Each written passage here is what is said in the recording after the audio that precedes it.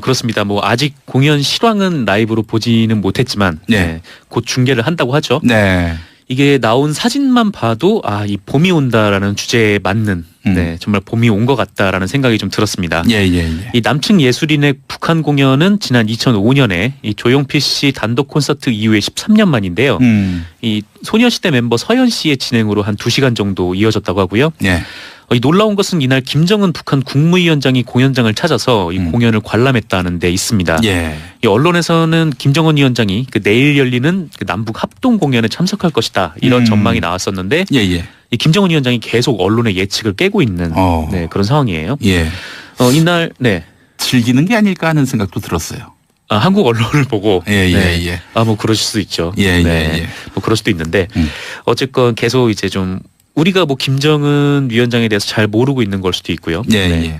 근데 뭐 이날 이제 김정은 위원장뿐 아니라 뭐 부인 리설주 씨, 그리고 동생인 김여정 노동당 제1부부장, 그다음에 김영남 최고인민회의 상임위원장, 북한 지도부가 총출동해서 공연을 관람을 했습니다.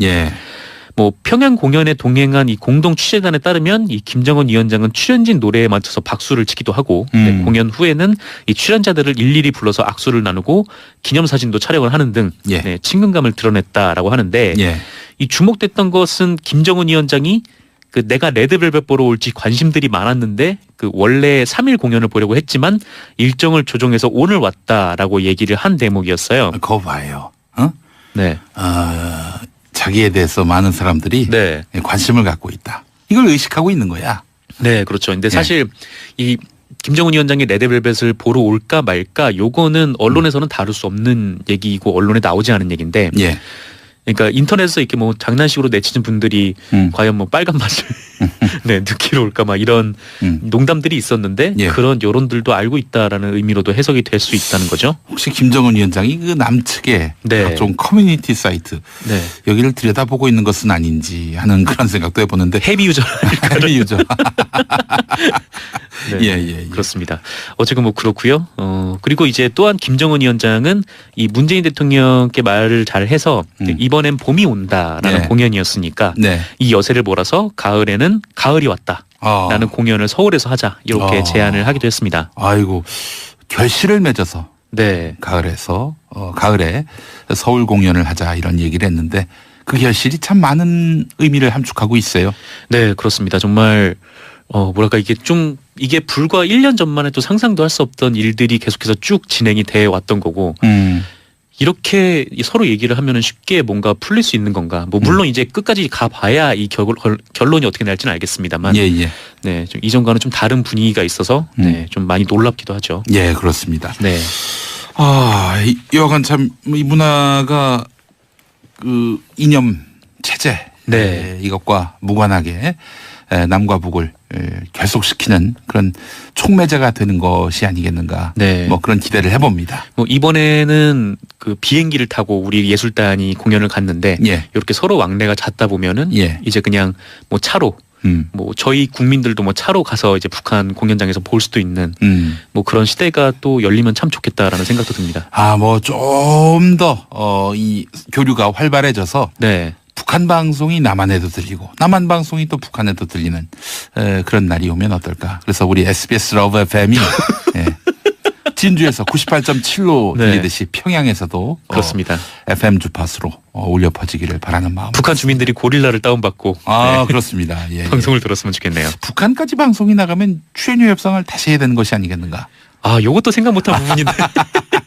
선배로서 업계 선배로서 제가 그렇군요. 계약을 하실 때 저한테 미리 연락을 주시면 저도 맞춤형 계약서를 준비하겠습니다. 네, 알겠습니다. 자, 우리 예술단 평양 공연 아주 멋지게 마무리가 됐고 또 공연이 있어요. 네, 내일 오후에 공연이 열리죠. 네, 많은 국민의 관심이 또 쏠리는 우리 예술단의 평양 공연이라 하겠습니다.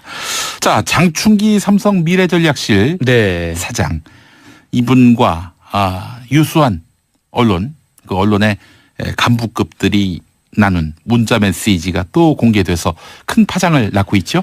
그렇습니다. 이 장충기 전 사장이 그 검찰 특검 수사를 받을 당시에 요 문자 메시지 내역을 입수를 해서 한번 시사인이 지난해 보도를 한 바 있고, 그리고 올해 3월 초에 MBC에서 보도를 또 한 차례 한 바 있는데, 이걸 갖고 말이죠. 시사인 주진우 기자가 삼성 언론상을 신청했었어요. 떨어졌죠. 네. 삼성 언론상을 신청했는데 떨어졌습니다.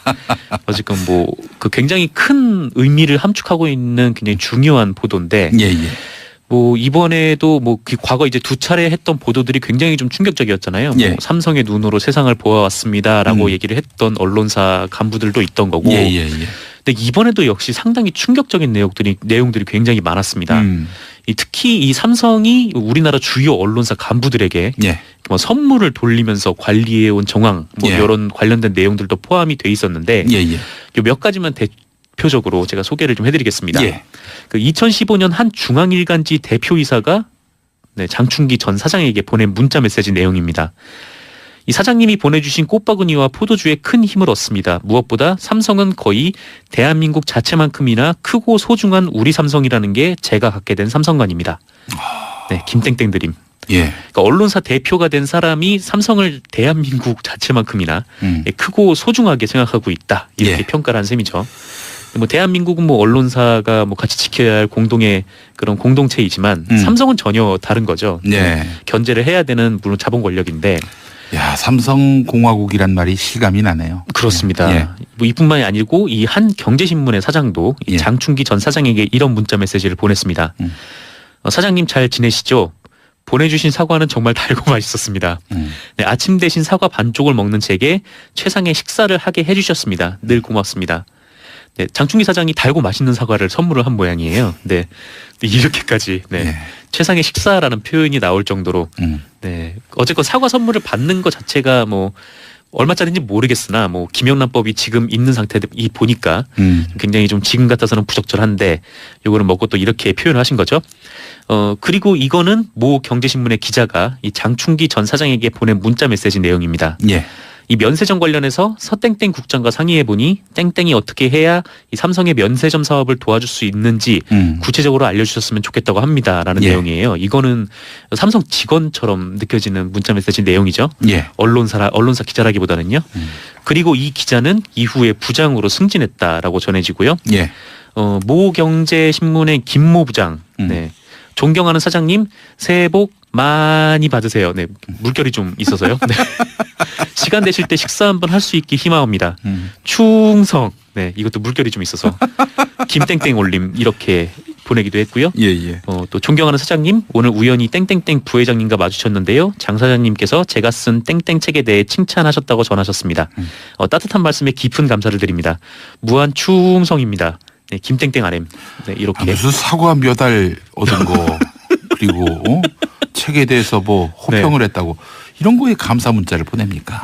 그것도 이제 뭐 언론사에 다니는 사람이 뭐 김땡땡 올림, 김땡땡 RM 이런 식으로 마치 부하 직원인 것처럼 그렇게 문자 메시지를 보냈다라는 거죠. 굉장히 좀 충격적인 내용이고, 이렇게 되면 언론에 국민들이 신뢰를 가질 수가 없지 않습니까? 아니 뭐 사실은 불가근 불가원 정도가 아니라 아예 불가근이어야 하는 것이 뭐 권력을 상대로 한 언론의 자세 아니겠습니까? 근데 불가원 이렇게 된 거죠. 그렇죠. 그냥 근만 이렇게 가까이. 불가근, 그러니까 가까워서도 안 되고 불가원, 멀어서도 안 된다. 멀 필요는 있어요. 가까울 필요가 없고, 그렇기 때문에 언론이 품격과 또 최소한의 자기 자존심을 지키기 위해서는 권력과는 거리를 둬야 하는데, 이거 보니까 뭐 거의 뭐 밀착 정도가 아니라 거의 고개 숙이고 머리를 조아리고 뭐 선물까지 주고 받고요. 좀 굉장히 좀 부적절한 모습이죠. 이에 대해서 뭐 부끄러움을 표시할까요? 이 거론된 언론들. 이 거론된 언론사들을 MBC 이제 스트레이트에서 취재를 해봤는데 뭐 이 아까 말씀드렸던 이 경제부 쪽 기자 분께서는 이렇게 얘기를 하더라고요. 그 뭐 삼성 출입 기자였기 때문에 뭐 삼성과 이렇게 좀 가까이 지냈다는 취지로 뭐 그렇게 답변을 한 걸로 알고 있습니다. 그리고 뭐 장충기 전 사장 쪽은 입장을 밝히지 않았다라고도 하고요.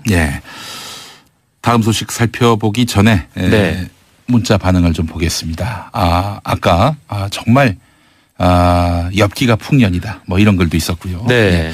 황인공님 무한한 사랑과 즐거움을 주시는 SBS 고릴라님께 바나나를 보내겠습니다.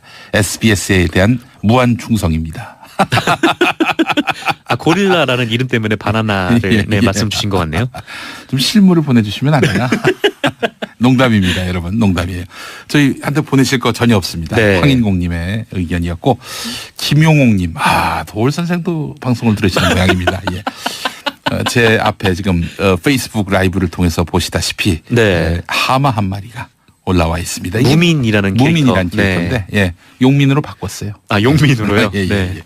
마이크 앞 인형 귀엽다 심은기님 그리고 양정아님도 이런 의견 보내오셨습니다. 감사합니다. 자, 다음 소식 어떤 소식이 있습니까? 네, 우리 국민 3명이 아프리카 가나 인근에서 해적에게 피랍이 됐습니다. 어이구.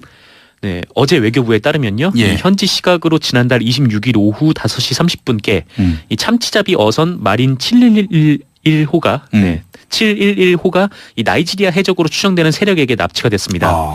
이 배에는 선장과 항해사 그리고 기관사 등 한국인 3명 그리고 가나 국적의 선원 40여 명이 타고 있었다라고 하고요. 아이고, 이거 어떡합니까? 예, 지금 뭐 나이지리아 해군이 쫓았는데 해적들이 이 한국인 선원 3명 그리고 외국인 선원 2명만 그리고 이제 탈취한 금품을 스피드보트에 옮겨 태우고 달아났다라고 합니다. 그리고 지금 알려진 바에 따르면 이 한국인 3명만 지금 납치가 되어 있는 상황이고요.